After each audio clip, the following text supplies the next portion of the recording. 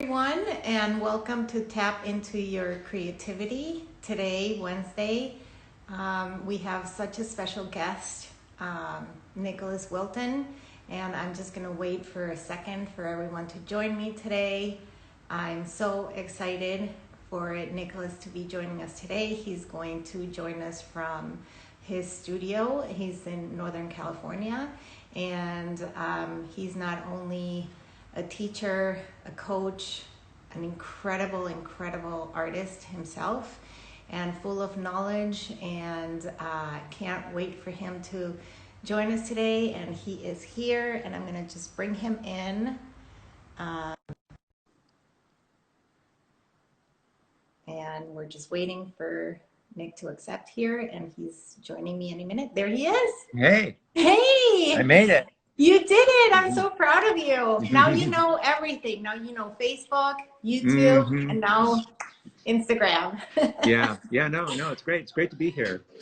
Thank you so much for participating and being here. And like I said, you're one of my army of artists, and together we're definitely stronger. And can't wait for you to tell us who you are and where you work and a little bit of your background, if you could.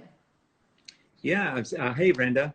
Well, first of all, I just want to congratulate you on just what you're doing and just taking action like that and having such a big impact. And that's really why I'm here, because I just want to get behind people that are you're just going for it and coming up with helpful, just helping people, and Yeah. it's just really great. So I'm happy to be included and happy that this is helpful in Yeah, some way. this is incredible. I mean, we've really helped together over 60,000 meals for people who are in such need right now of food, and it is really truly incredible on how one person can really Yeah. help people. But it's not one; it's a community of coming together and helping. So Yeah. So it's just really great, really great. We need more of this. yes. Yeah. Especially now, the noise is just too much right now. So Yeah. good Yeah, to have totally. something good. So tell us a little bit about yourself, Nick. Well, first and foremost, I'm an artist, obviously, and always made art, went to art school, knew I wanted to do art, did illustration for many years.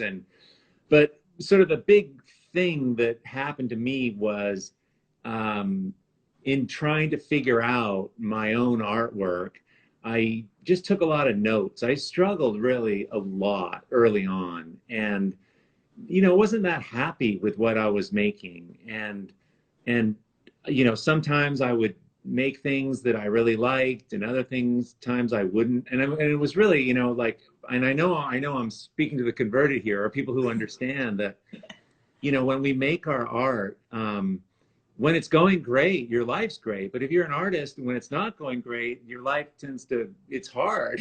You get so wrapped up in it, right?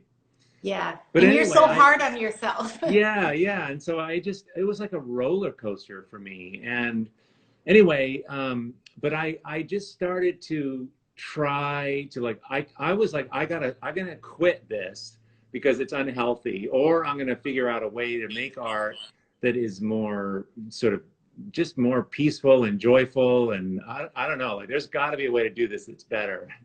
Um, and it's not just about like learning color and all those things, which are hard to do anyway, but just the piece of how to do it, the process of how to do it, so challenging. So anyway, so I just took a lot of notes, and then I started teaching just more to get out of my studio. And this was, probably 25, 30 years ago. I just started teaching because I realized that one of the things that I like to do is I like to be around people, and art making is often a solitary endeavor, right? So I started teaching, and I started teaching people kind of what I was learning, and my approach to how to make art. And I was shocked because I discovered that people could take kind of my notes and move really quickly to making really personal, authentic work.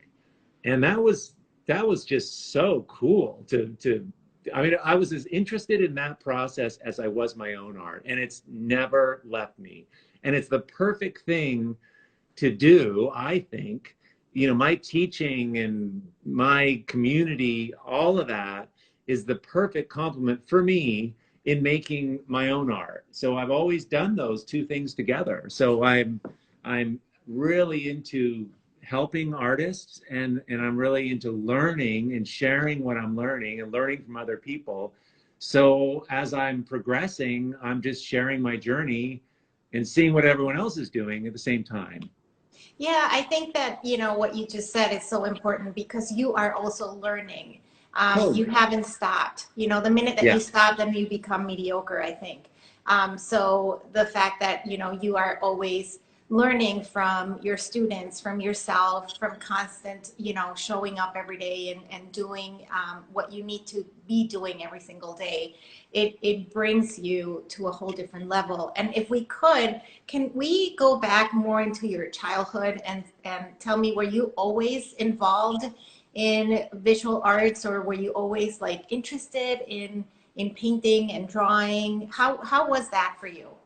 You know, yeah, so my father was an artist, but he in his job, he was a creative director at an advertising agency. So I grew up with kind of a person who was always looking at things in a certain way and questioning things, and he really understood the value of creative thinking. Like, I mean, that's how he made his living. You know, if you could come up with a solution, if you could solve something creatively, there was like, that's how he survived. So I was raised on this, with the idea that, this whole thing of like starving artists and there's no money in art.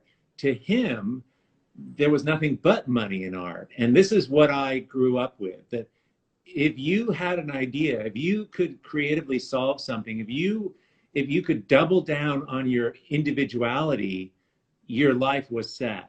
So he was really encouraging of me to do that. I remember I early on so I always drew as a kid, as like all of us, we all drew, right? Right. Um, and I remember, but what I later in high school, I got into doing stained glass windows, and uh, and I was Really? learning the technique. Yeah, it's weird. It was like a craft thing I started doing, and I remember I did a stained glass window of Mother Teresa, and it was from a Time magazine cover of an illustration of Mother Teresa that Bob Peak, he's an illustrator, famous illustrator, he had done this. So I took his drawing and I converted it into stained glass, and I was so proud of this thing because it has all the lines in her face, and I still have this stained glass window. It's Oh crazy. my I mean, goodness. and I was like 13 years old doing a nun. I mean, I wasn't a religious person, but I just liked the way her face looked. Anyway, and so I did this thing and I was so proud of it. And I showed my father, he was never like, he wasn't like overly, he wasn't the most warm and feely guy, but he thought this was kind of great, but he wasn't so impressed because I really just took somebody else's thing and made my own thing from it. It would look like his illustration, but I did it in stained glass. So I was like, that was weird. He didn't really like it. Other people were all impressed. But then later I did another course and I did a stained glass window that was made up. It was abstract and it was based on a piece of broken glass that I found. And the teacher that taught this class was amazing.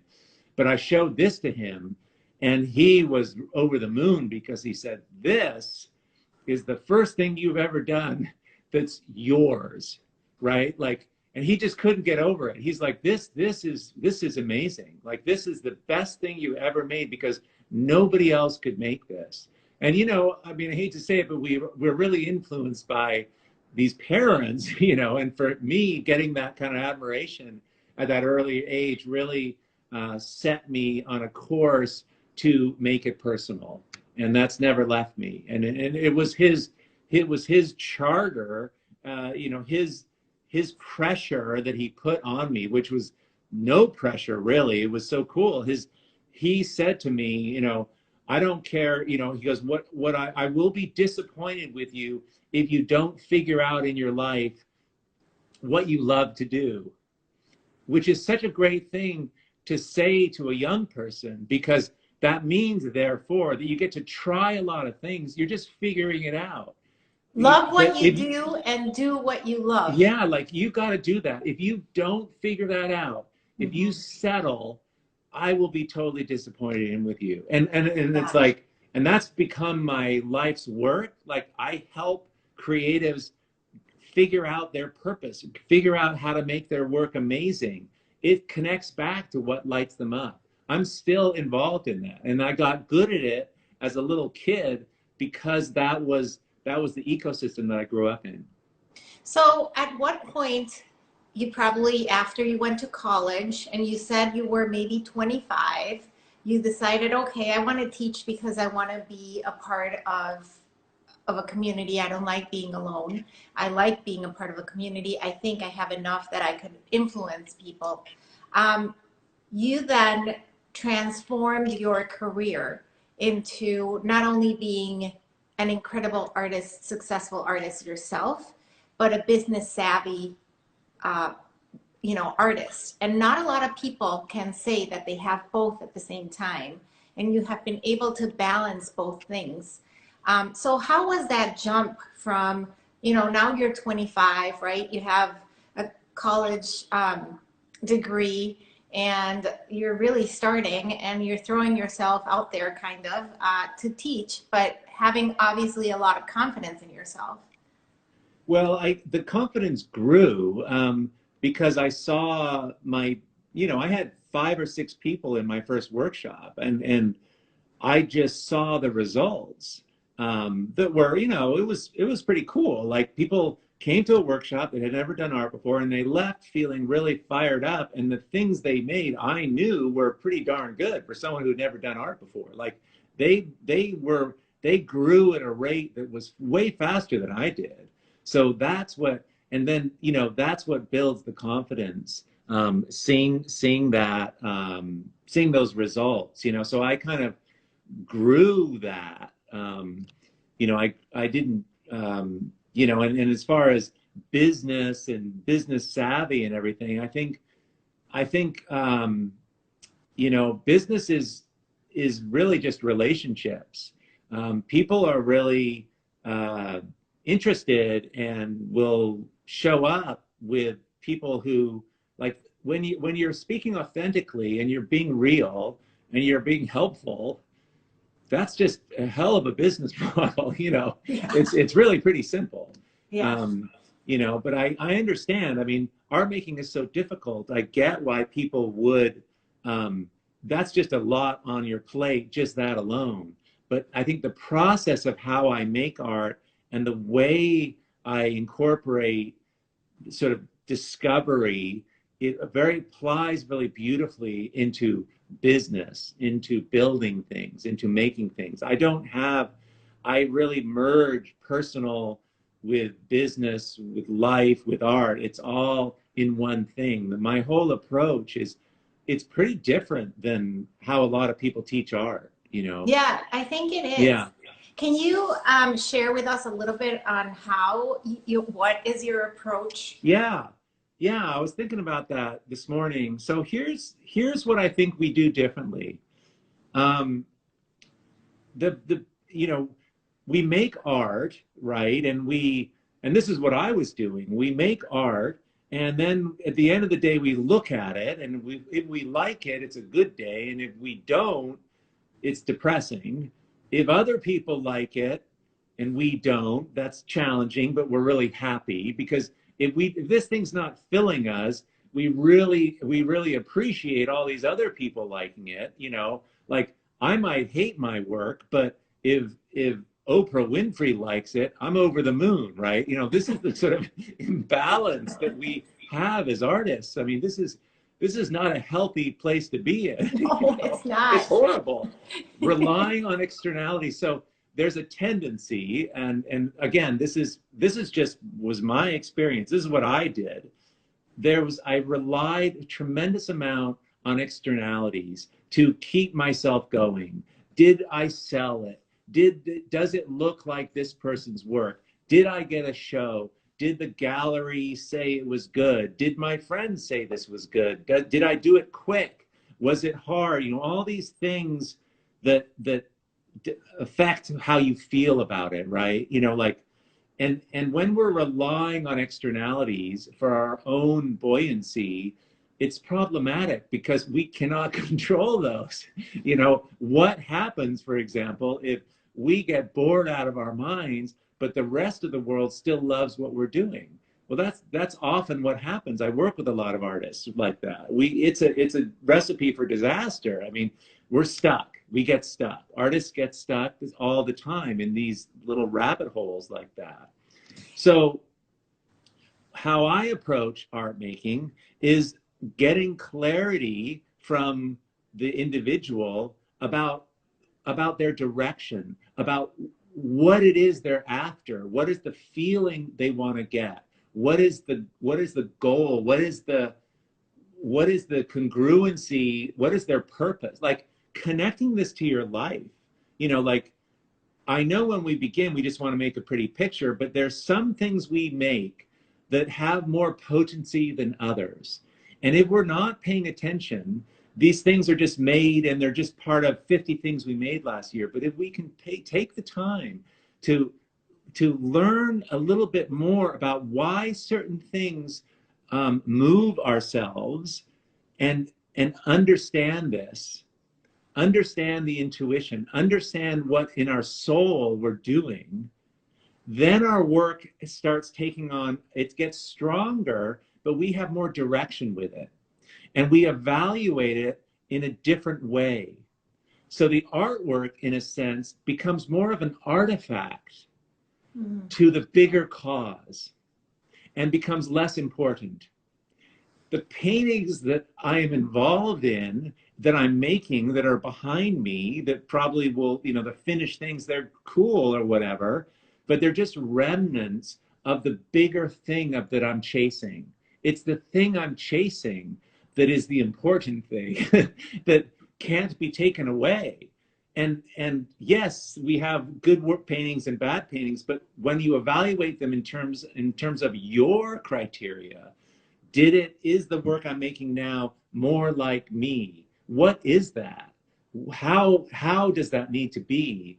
That becomes, you're taking it back inside of yourself. It's no longer, you can't look at Diebenkorn and say, I want to make work like that, because that's not what you're doing. Now you can look at Diebenkorn's work and say, wow, I'm inspired and I love aspects of his work, but why? What are the things in there that will align with what I'm trying to do in my life, in my work, in my creativity, in my expression, that I can use for those? Does that make sense? Well, And so, 100%. I yeah, think so that, you know, it's very complex and it's easier said than done it's because easier it said is than a done. constant battle, at least for myself as an Yes. artist. That is something that, you know, putting myself out of my comfort zone to actually feel what I need to feel to get to that next step, Yeah. because you need to connect with yourself, like what you're saying, you need to really go inside yourself and write and think everything that you feel in order to then create. Yeah. Because if you are constantly looking for something else, you're never going to look inside yourself to go forward. And so I think that's what you're saying. You really need Yeah. to go inside you and say, what are you really, what is the end meat here? Where do you want to go with it? Yeah. And it's a process, right? I mean, for the people who are listening, total beginners, it's like, it's, you know, it's sort of like, well, I have this color yellow or this color blue. Which do you like? Be thoughtful. Like, which one do you like? You don't have to know why, but just choose. It's about discernment and choosing, being better at choosing in your life. And your But art that making that is teaches you hard that. because we have so many choices now that you have to limit yourself, you know, especially as a beginner. You don't need to buy one color of each. You don't.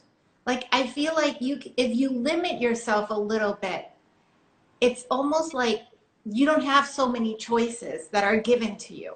So like you said, you give them a yellow and a blue and start right there, right? Or, Right. Or you know, or take two colors and choose the one you like better. You right, know? exactly, And exactly. and all painting is, you know, getting your work gets, see, so we're just talking about a process, a creative um, journey. I'm interested in the journey, and I teach art from the perspective of your journey.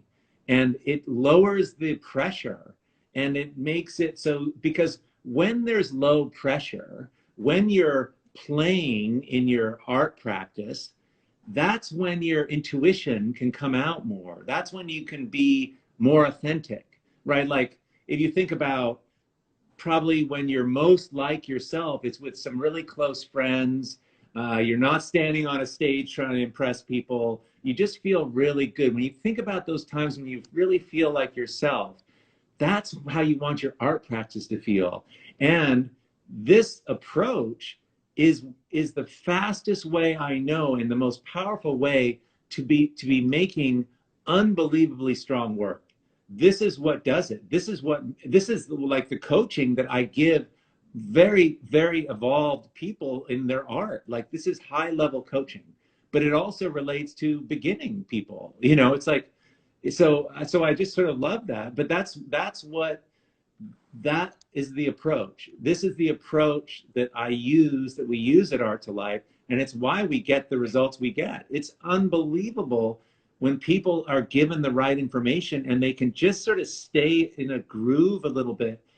It goes much easier and much quicker. Certainly easier than I spent. I spent 10 years just, oh my God, so much time spent going around doing stuff I didn't like, and dead ends, and I mean, I'm not saying there's not going to be struggle, but it doesn't have to be the kind of struggle that just takes you out. That long.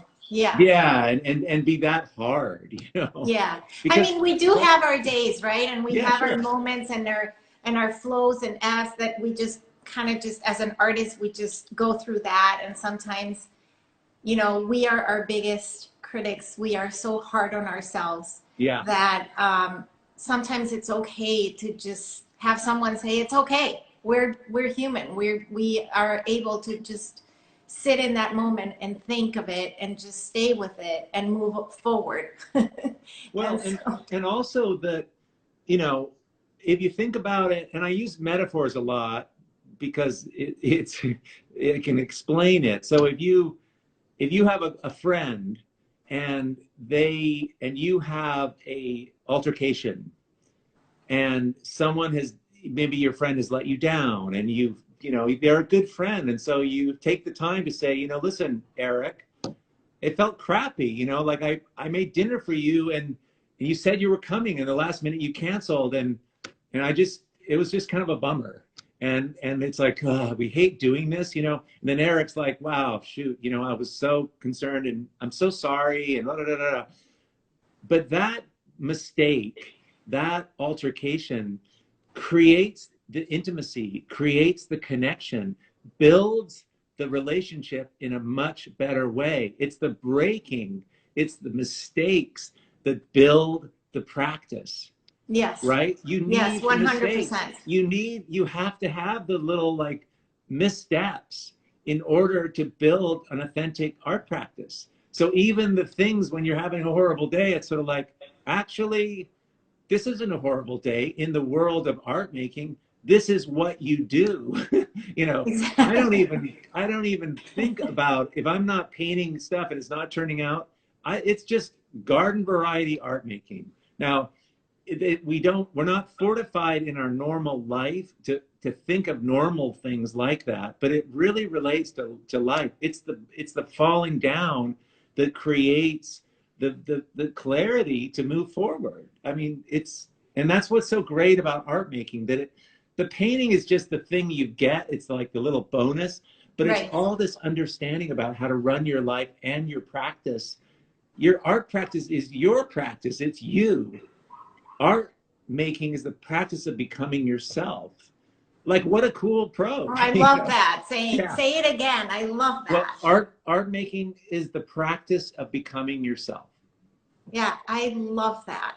Yeah. I think we have to repeat we should have that saying on our Well, studio, that's what we do. That's what Art to Life is. And that's why I'm so into it, because I can only share mine, and other people can only do theirs, but we don't have to be competitive. If we understand that, we can all support one another. We can all help each other. It's like, it's so cool, you know. It is so cool. And I think that, this project has shown me really that all these incredible artists and teachers are so willing to open up and be, so open with each other and to help people at home who might have, a hard time right now, and how we can inspire them and how we can let them know that they're not alone. And it just seems to me that we're all working for the same end, to help each other. And I didn't think that that was possible,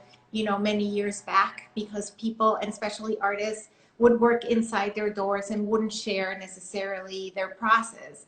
And I think that now, people are so willing and happy to do it. Yeah.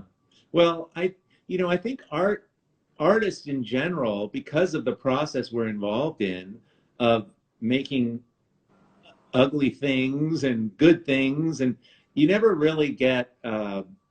I don't think it builds confidence. There's a Well, degree of and if you do humility. get to a point where you are successful and you are selling, there are the artists who are like, I'm not sharing how I'm doing this because I don't want you to copy what I'm doing. And I don't Yeah. think that there's, that that at least in my world, I am all about sharing and helping each other, because you don't have my arm and you don't move like I Yeah. do, and you know what I mean? And so Yeah. we are different. Even if we try to be the same, I think it's maybe more of a compliment if someone is trying to, you know, do something like you, but they will never be you. Yeah, and it's boring as hell. I mean, it's almost pretty boring to be me, but certainly it's trying to be even more boring to try to make the art like my work. But yeah, it's the scarcity model of that there's not enough, and that there's only so many galleries and so many. It's not at all. That's not it at all. Yeah. That's a you need to be spacious in your life, in your approach. You need to let things go. This is the whole unfolding of art making, is understanding at the end that you have to push yourself away from the side of the shore, the pool, and go more into the deep end, and just let the current take you. And it's like, man, you get in that flow, and it's It's so funny amazing. that you're saying that, because I just said to myself, my daughter is getting married in March, and with the current situation, we're constantly moving and changing, and so I'm like, I feel like I'm in this draft, and I'm just letting it go, and You wherever the current is taking me, I'm just saying yes, thank you, great, everything is perfect. Yeah, Because yeah, I, otherwise it would be so hard to, to keep fighting every time. And the other thing that I wanted to say is I just learned that there's a very fine line between happiness and pleasure. And happiness, you will never have enough happiness. And pleasure could be something that, you're doing things like going shopping is your pleasure. mm, But you can't buy happiness. Happiness mhm. is something that comes within. And so I think as an artist, and finding that happiness and finding that jump in your step will then transform into your work. And so if you're happy creating, don't worry about who's going to buy that and how are you going to go for it. As long as you start feeling that feeling inside of you, that it's not only pleasure, but it is true happiness, I think if you follow that path, it will align itself. Yeah, yeah. I often describe your making art needs to be a vacation in your life. The art practice is you get to be you get to be so free when you can make the practice anything you want. But if it is when you feel like there's pressure that you got to make a good result, a lot of people, like, they can't get to the studio, it's like, you know, I need to paint, but I can't. I haven't, you know, all that. That's because, like, you know, we don't have a problem eating ice cream, you know, like we don't procrastinate. It's like I'm all over that. That's how good it can get. And it Right. really, when you really can, and we get to decide how and what that practice is. So again, yeah, I agree Yes. with you. It's totally, we can reframe this. And when the work and when you're making work from that place, it's way better. Way It better. it's way It just better. clicks. It just feels Yeah. great, you know, and you don't need anything. You don't need an extra anything for it.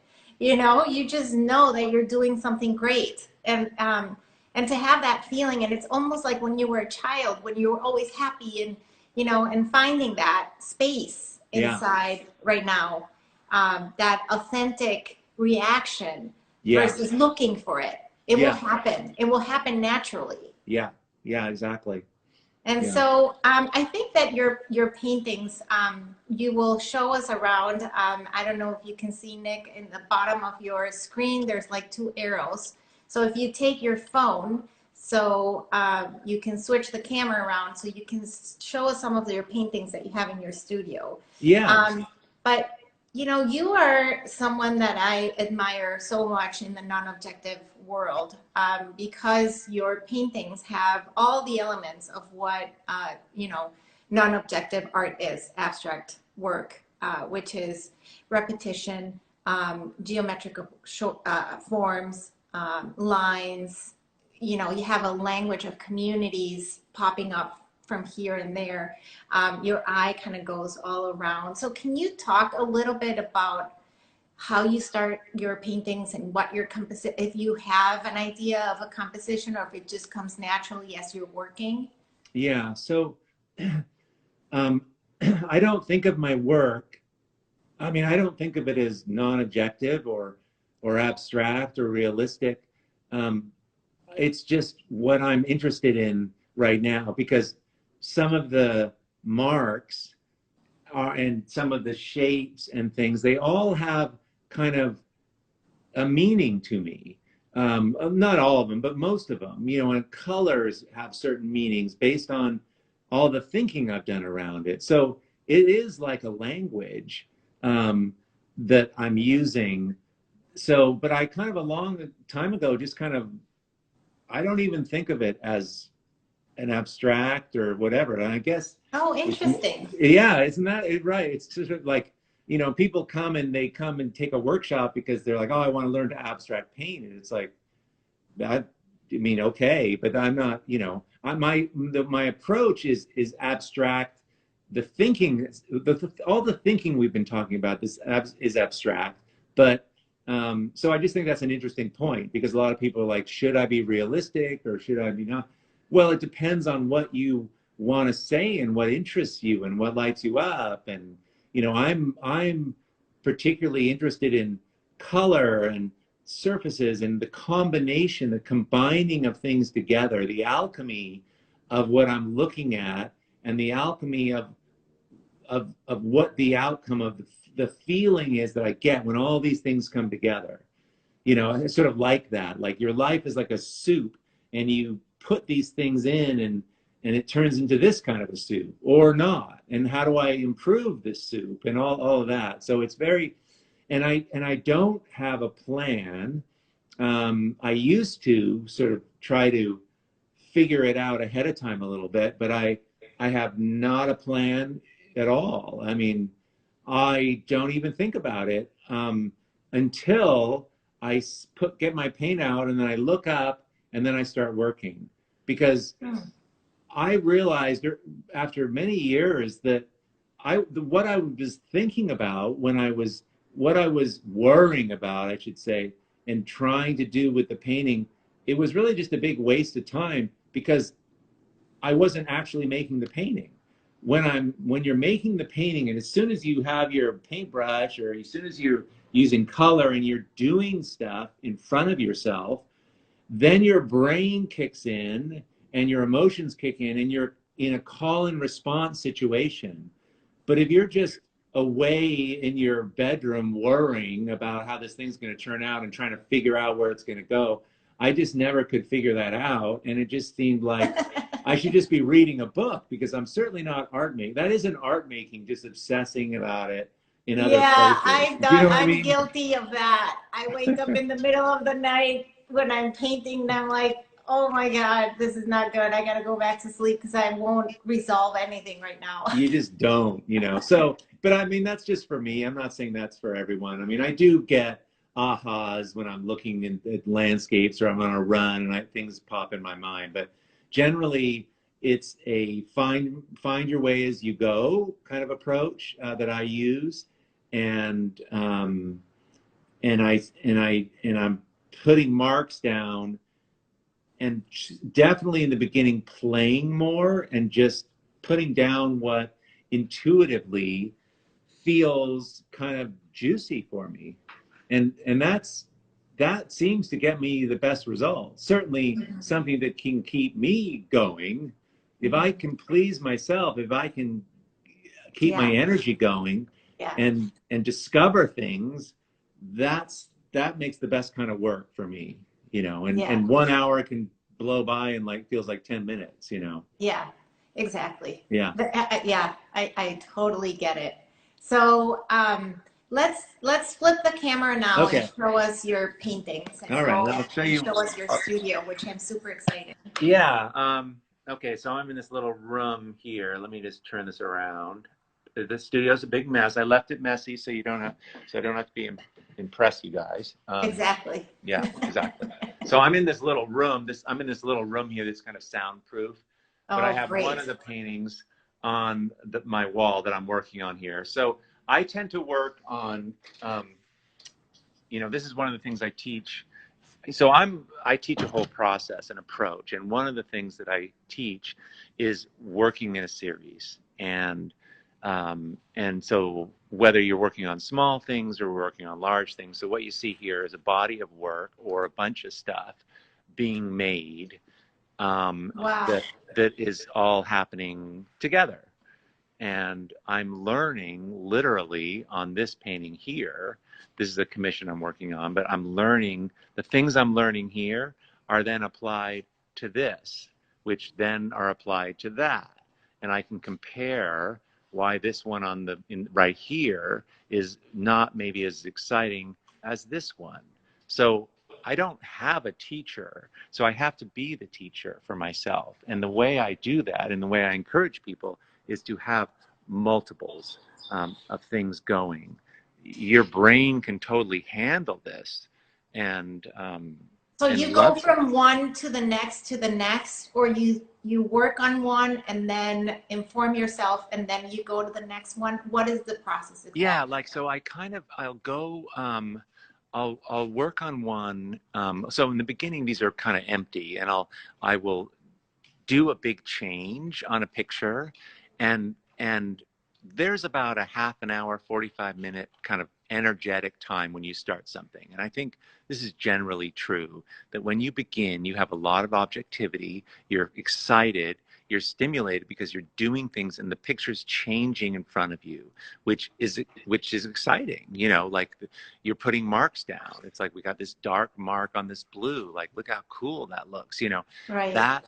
And I'm not going into the whole deal of how I teach, but it has a lot to do with differences of putting things next to each other that are different, and that's what makes us feel certain ways, makes us feel excited.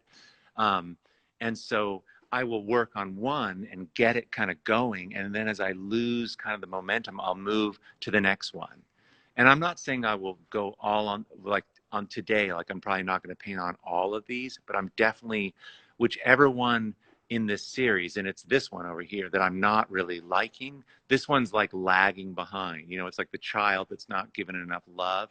That's I need to like, interesting. And I need to like I, go in and yeah, get this as cool as this one. Like I'm kind of excited about this, but this is not done. This one needs some stuff, but like this is kind of cool. But that is, so how big is that one? this is 8 feet square. Eight, Yeah. oh, 8 by 8? Yeah, 8 feet. So what is that? That's Yeah, 96 inches by 96 inches. correct. Yeah. That is a large piece. Do you work on a ladder then for that one? So I have like, see that little white thing there? That's Oh like a little yeah, ladder. I can walk up yeah, that. yeah. And yeah, so I go up and down that if I, And you know, can I you can't. tell us a little bit about if you can go in on that one a little bit so we can see Sure, your mark sure. makings and all Yeah, the, because you have a lot of layers underneath. yeah. Um, And my comments are turned off, right? yeah, I just turned them off because it's just too hard to see the paintings, but I will Oh, turn okay. them on Okay, because in a little bit. okay, cool. I just want to Yeah. make sure that if someone was I mean, asking a I can question, turn I them didn't on, just. but then you're gonna see that they're gonna start popping up. Oh, I see. Yeah. You Okay. see? Well, we'll I guess we'll answer some questions at the So end. we'll have 10 minutes to answer Oh, great. questions for Okay. everyone at the end. I just like turning them off so we can I get it. actually That's fine. appreciate the work. Okay. So what are the materials that you're using? Okay. So it's different on different things. So um, I learned how to paint and using acrylic paint. And at Art to Life, you know, so I've got a whole line of acrylic paint that I use in our workshops. We use them on for our online programs and everything. So my smaller paintings are these are paintings from workshops. Those are 12 by 12, and those are like the one that I've donated, you know, that we're selling to benefit Yes, your thing today. can we It's see yeah, I that? can go find that. Where that one's over here. So, and it's going to come, whoever gets this, it's going to come framed. I'll show you the frame and everything, but let me grab the painting. It's in here. So this is the piece that, We're donating. You're yeah, donating, and right, right. And you this guys, will, 100% of the proceeds will go to Feeding America. yeah, So if you're interested in buying this painting, Nick, how much are you asking for this I, I, painting? I, I'm not, I think it was 1,000, which is a Okay. considerably less than what these are in the gallery. These are 1,800 in my gallery, but it'll come framed, and I just want to show you the frame. See this picture here? This is Floating frame? the Yeah. hardwood frame, so it comes like that, and we build these frames here, and so. Oh, you But do? yeah, yeah, yeah. Oh, I didn't know that you build your own. Yeah, yeah, we make these and we sell them on our website. The reason being is that I teach, most of my programs are taught with 12 by 12. So, you know, instead of having someone do this, which is really difficult, they work on a small collection of 12 by 12. So the Creative Visionary program uses 12 by 12s. It's the quickest way to sort of learn a lot of the principles that are the same things that are applied when you start painting larger. But I was going to say, then can you apply what you learn on a 12 by 12 to do something on an 8 by 8? absolutely, absolutely, it's the same thing. Now it takes more materials and there's a bit more confidence and there's things that happen when you go larger. But yeah, how I teach is with principles, ideas they're not rules, they're just ideas that you can apply to your own thing. Whether like the principles that are making this interesting would apply whether this could be a realistic painting. The same principles are being used because look, I don't want to teach people how to paint a certain way. I want to teach people how to paint the way they want to paint and change how they want to paint. I mean, I might be painting, you know, realistic zebra paintings in a couple of years, and I tell you, the things that I teach completely apply to that. The knowledge in this picture completely relates to a strong, realistic painting, and that's what a lot of people don't really understand. That's Can why I you don't. talk about that for a minute? Yeah, sure. I mean, it's yeah. So let's see. What makes us feel alive in our life are things that we do that we haven't experienced before. So, for example, if when we go to a workshop, so if you're at a workshop, or let's say you go to Disneyland, or let's say we've been in COVID and you finally get to travel someplace, that experience is really brings you alive, makes you feel really excited. It fills you. Your soul, the innermost part of our being, wants to feel alive, craves it actually. That's why we love our birthdays. That's why we love doing a special thing, like all that. So when you start to understand that, if your art making can have that aspect to it. So for example, what feels really amazing on this rather gray painting is a really bold, saturated shape. That's why that blue looks really good. That's why that blue feels good to do. And it also visually does that. That's why Yeah. this painting kind of has some juice right now. That if the, like, and this is not a finished painting, but hypothetically, someone will buy this painting because they too are looking for those differences. They want to feel those universal desire to feel those Oh, feelings, I love that so much. right? Like this is Yeah. right. Like so the painting that's not working so well. I mean, it's hard because these are sort of further along, but what's not working so well with this is all kind of the similar value, meaning it's kind of gray. And I mean, this is a hard one to look at, but I mean, a painting that's really not working. These are all kind of working, but um, it has, so it has to do with differences. So, Yeah. you know, and the differences, and once you understand how to show things visually, um, you get to show what you want. But it becomes very important to figure out what you do want to show. What is it? Yeah, Because, exactly. you know, What you do want to show. That's the yeah, important thing. yeah. And I how mean, you one, edit what you don't, and the editing process is as important. yeah, right. Like what adds to this and what's now, if I added another blue shape like that on this picture down here, it wouldn't be as interesting because we've already seen it. So it's like, you know, it's that kind of approach. Yeah. Um, so Do it gives you a you, lot of freedom, right? You know? yeah. Do you have some tools that you can show us around Sure, what sure. you use? So, well, so these are these paintings are on panels. So let me show you over here. So here's some panels. These are hardwood panels, and you know they're just traditional panels. We get Yeah. these made different sizes, Yeah. but you can see here the panels are wrapped in canvas. So In this on this is a canvas. painting that hasn't been Oh. started yet, but this is going to be this is I'm going to pull this out, and these are two paintings ready to go, and they're going to go on that wall, and then I'll be starting them. And then when I finish the painting, I take the canvas off the hardwood panel, and we send it to the gallery or whatever. We roll it up and we ship it. Interesting. And why do you do that? Because you like the having a really hard surface that you can really scrape and go for it? Exactly, Hmm. exactly.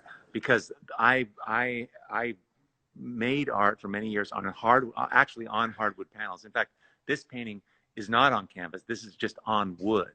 Um, but most of my paintings, Have you ever done it directly, the canvas on the wall? And would you yes, recommend doing that or? I like it being on panels so I can move the panels around, and I like Okay. having a definitive edge. Every time I like take a piece of canvas and I nail it to the wall, I end up painting. It's just hard for me to know where the canvas ends and begins. Like I really like to be able to see the square, you know, or Yeah, that's a great tip. That is yeah, a great tip. yeah. Yeah. And what are your favorite tools if you have them around? Yeah. So I talked about acrylic paint. These are not acrylic paint. This is oil paint, and I work on, because I'm working on a bunch of pictures. It's easy for me for things to dry because there's so many of them. So you Yeah, know, by the time that's still wet, I can always go work on this one. You know, and I have a lot going, so that right. takes care of that problem. But I like it because, you know, I'm covering large areas, and you know, it's just yeah. So these ones are oil. I use cold wax in the paint.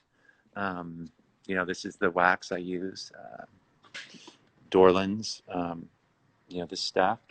I mix it in with the paint. I paint out of buckets. I use this thing to mix colors. You can see over here, I've got like, these are buckets because I'm Okay. painting large. So I put paint in buckets. Okay. Um, and, and these are kind of color coded. Those are like little colors. What do Uh, you spread it with? what was that? what do you spread your color with brushes or with tools or Well, with I what? use everything. I have brushes, generally cheap brushes, because it doesn't matter to me. I don't, so brushes, you can see all these different brushes here. But Yeah. then I also use these. These are trowels. These are these really great trowels. We do, and I sound like an ad, but we have these on the Art to Life site because they're kind of tricky to get. I've just, it's taken forever to figure out the right Yeah. trowel. They've got these, rounded edges, and they're just really great.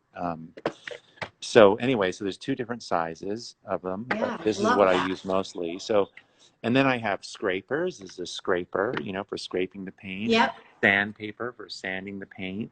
Um, here's just a bunch of stuff. Like I can make circles with this thing. I love this thing. I can't find them anymore. This is like a Yeah. contractor's scribe. Um, yeah, and just that's, yeah, but I find, and then I use these painting guides a lot for making straight edges. Yeah, Uh, I use those too. I love yeah, them. Yeah. but yeah, so that's it. I mean, a paintbrush is not actually the most effective way to put marks on. I'm I going to always turn look. on comments right now just for Sure. people to start popping on questions if you have them. But um, so it's interesting because the one, I was seeing one of the comments was like, some of the paintings that Nick is not liking, I'm loving. So we go back to that part, right? Yeah, yeah, yeah. Well, it's again, it becomes, I mean, it's sort of like, well, what am I trying to do? And I mean, this whole idea of sort of starting to look at personally what you're making and what you're doing, getting more clear on that. We're starting a 5-day challenge called the Breadcrumbs Challenge, and hopefully there'll be a place at the end of this where people can click on a link and go check it out. But Yes. um, so we're doing this thing, and it's actually the process that I use to get clarity every year. And I've never kind of shared it with people, but it's sort of like looking at what you've done in the past, Yeah. thinking about where you want to go. And it's not Yeah. rocket science, but there's a whole kind of thing to it. And it's like, so when I look at this feels like, okay, so this is pretty good or whatever, but I'm really wanting the pictures to feel lighter and more spacious. So Yeah. this one isn't It's not working giving in you that. that way, but in Exactly. terms of like, it's kind of a cool painting, I guess, but it's not really. So that's why I have the audacity to change it, because Well, it's I'm not clear. breathing the same way as Right. Like the there's other one something is. about just Yeah. parts of this painting that are exciting. Yes. Like if I go through here, I mean, I can say when I'm looking at this right now, it's like, I don't like that W thing there. It's too heavy, but I like kind of just the arrangement of all these marks kind of floating across the surface. I think you I wanted to like put that. your big Wilton W in there. No, but I don't want that to be the thing. But these are the adjustments, right? Like Right, that's not what exactly, I'm trying. exactly. This is So an people are asking if you can talk about those lights that you have right there. And yes, once he is done with painting on the board, he rolls the canvas, sends it to the gallery, and the gallery would stretch it then. Yeah, Yes. yeah.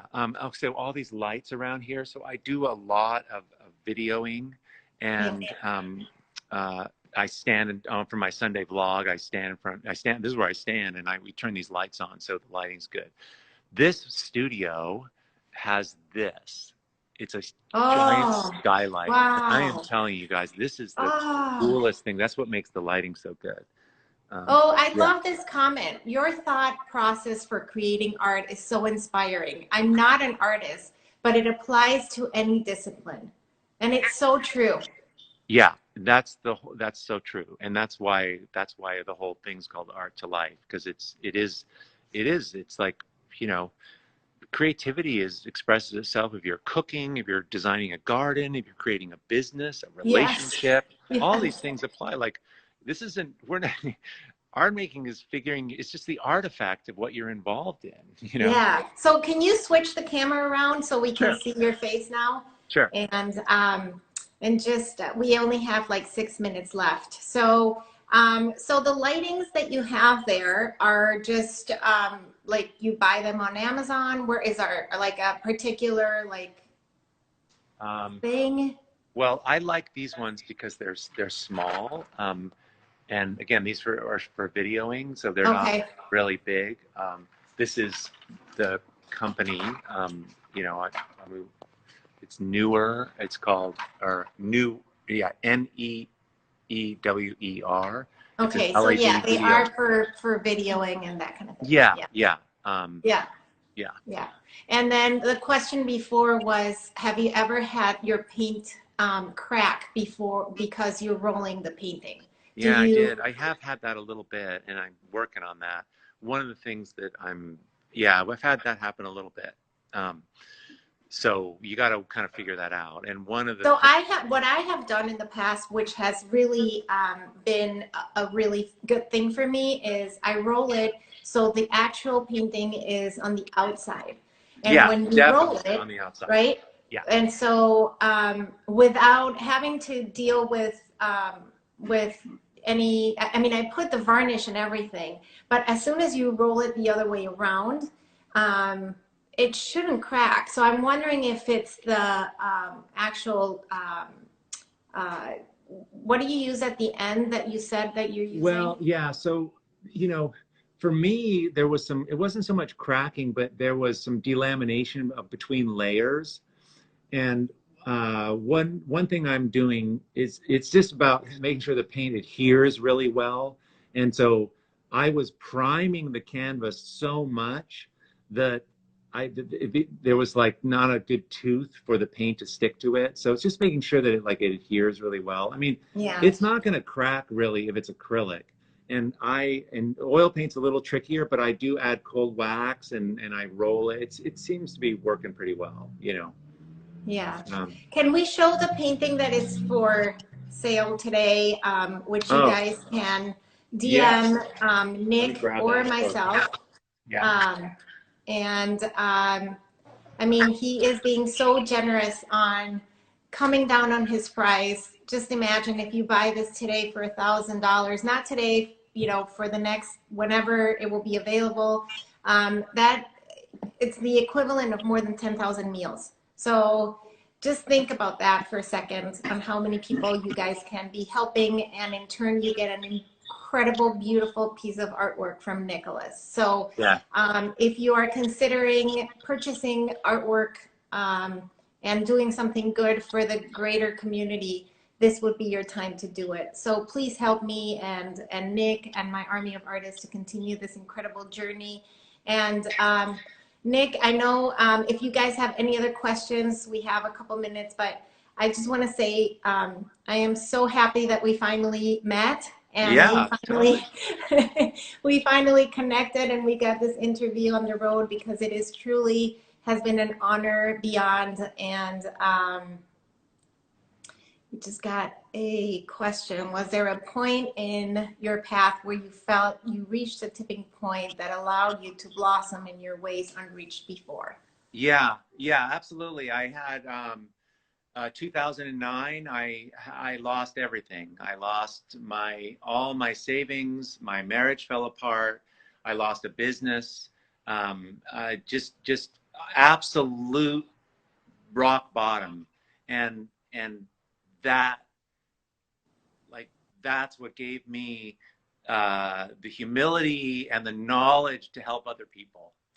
From that, we talked about this earlier, right? Like Yeah. when you fall down, Yeah. like none of this could We have have been a minute possible. left, so you have to talk Yeah, quick. none of that would have been possible. So yeah, the mistakes and the missteps are what give you the momentum, and that's been true in my life. So the breadcrumbs, yes. we're going to link that, but Yeah, so you can, that's starting on Monday, the Creative Breadcrumbs Challenge. We have a Facebook group that's going in there. We have a ton of people in there.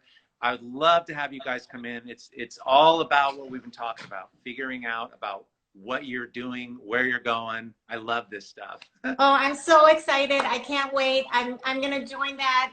Please join Nick and follow him and buy today his beautiful artwork, and let's just continue on this incredible path. Nick, thank you for everything. I so enjoyed this interview, and we'll see you soon, hopefully. Okay, thanks for all you do. Bye, Take everyone. care. Super appreciate you being here. Okay. Of course. Thank you. We might Bye. have to have a part two. Okay. Bye. Bye.